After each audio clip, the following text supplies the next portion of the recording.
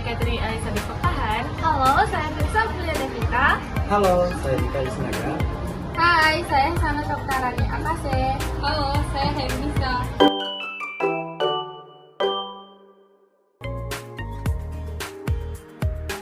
Halo semuanya, nama saya Sana Soktarani Akase. Saya berasal dari suku Bugis yang termasuk dalam Sulawesi Selatan. Nah, suku Bugis ini termasuk dalam kelompok Deutero Melayu. Saya membawa barang peninggalan asal daerah saya yaitu baju bodo. Baju bodo ini merupakan pakaian tradisional khas Bugis yang mencerminkan keanggunan dan identitas budaya. Baju Bugis ini biasanya dibuat dengan kain sutra yang berwarna cerah. Nah, baju Bugis ini juga melambangkan kesopanan dan kehormatan.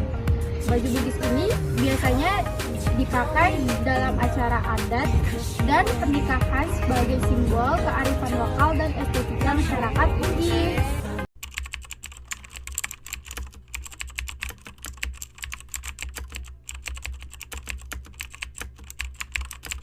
Halo, perkenalkan nama saya Deni Sukadia. Saya berasal dari suku Aceh.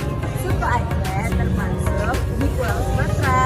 Suku ini termasuk di Deutero Melayu. Peninggalan suku Aceh yaitu pintu Aceh. Pintu Aceh ini melambangkan arsitektur yang khas Aceh. Dia memiliki simbol yang bermakna keteguhan, kerahmatan, serta keagungan. Biasanya motif-motif pintu Aceh ini dijumpai di masjid, di rumah adat tradisional, dan di tempat lainnya. Adapun warna-warna khas Aceh yaitu warna merah melambangkan keberanian, warna kuning melambangkan kemakmuran, warna hitam melambangkan keteguhan. Halo semuanya, perkenalkan aku Firsa Priya. Aku berasal dari suku Melayu. Nah, suku Melayu itu sendiri termasuk ke dalam bagian Deutero Melayu. Salah satu peninggalan dari suku Melayu ini adalah selendang ini. Nah, berdasarkan warnanya, selendang ini melambangkan kesuburan, kesederhanaan, dan keharmonisan. Berdasarkan motif garis vertikalnya melambangkan kekuatan dan keteguhan, sedangkan berdasarkan garis horizontalnya melambangkan kesederhanaan dan kemakmuran.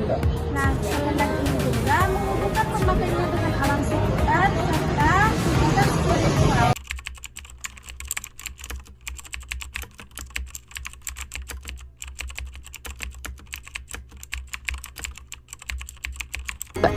Halo semuanya.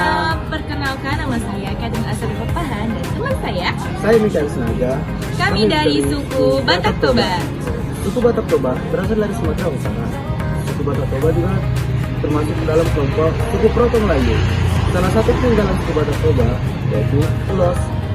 Nah, ulos ini biasa digunakan sebagai upacara adat khas Batak. Nah, yang perlu teman-teman semua ketahui, ulos ini bukan hanya sekedar kain biasa, namun ini adalah kain yang penuh banyak makna. Ini adalah alat pemersatu antara manusia, alam sekitar, serta leluhur kita yang sudah kita tinggalkan. Nah, tali-talinya ini adalah lambang ikatan kasih sayang, dan ulos ini melambangkan simbol kehangatan dan kehidupan.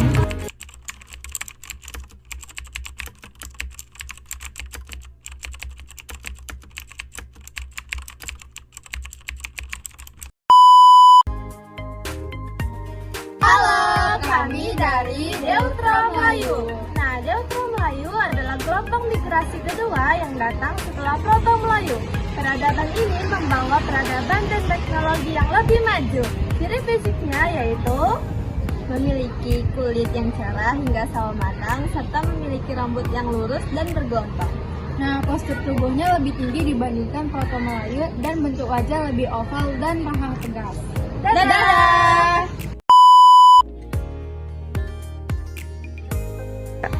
Halo, kami dari Proto Melayu. Proto Melayu adalah gelombang pertama yang membawa kebudayaan Neolitik seperti bercocok tanam dan alat batu. Nah, ciri-ciri dari Proto Melayu yaitu ia memiliki rambut yang lurus dan halus, serta memiliki mata yang coklat dan memiliki kulit yang cenderung lebih cerah, serta memiliki bentuk wajah yang lonjong. Dadah!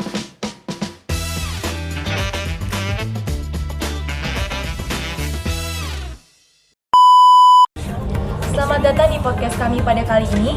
Kali ini kami akan membahas tentang teori Yunan yang erat kaitannya dengan sejarah dan kebudayaan Indonesia. Dengan saya, Catherine Elizabeth Perpahan. Saya Kirsa Aprilia. Saya Nadine Shifaditya. Saya Sanas Oktarani Akase. Saya Michael Sinaga. Stay tune. Teori Yunan ini juga sering disebut di dalam diskusi sejarah Indonesia karena dianggap berhubungan dengan asal-usul bangsa Austronesia di Nusantara. Tapi sebenarnya, kalian tahu nggak siapa teori Yunan itu? Apa tuh? Mungkin kita bisa kembali ke latar belakangnya dulu. Jadi guys, teori latar belakangnya yaitu teori Yunan adalah teori yang menjelaskan tentang asal-usul nenek moyang bangsa Indonesia. Teori ini menyatakan bahwa nenek moyang kita berasal dari Yunan. Tetapi sekarang mereka sudah berada di Tiongkok Selatan. Mereka bermigrasi melalui jalur laut ataupun darat sampai ke Nusantara sekitar 2000 sebelum Masehi. Teori ini dikembangkan berdasarkan penelitian arkeologi, linguistik, dan antropologi. Ditemukan bahwa budaya di Nusantara.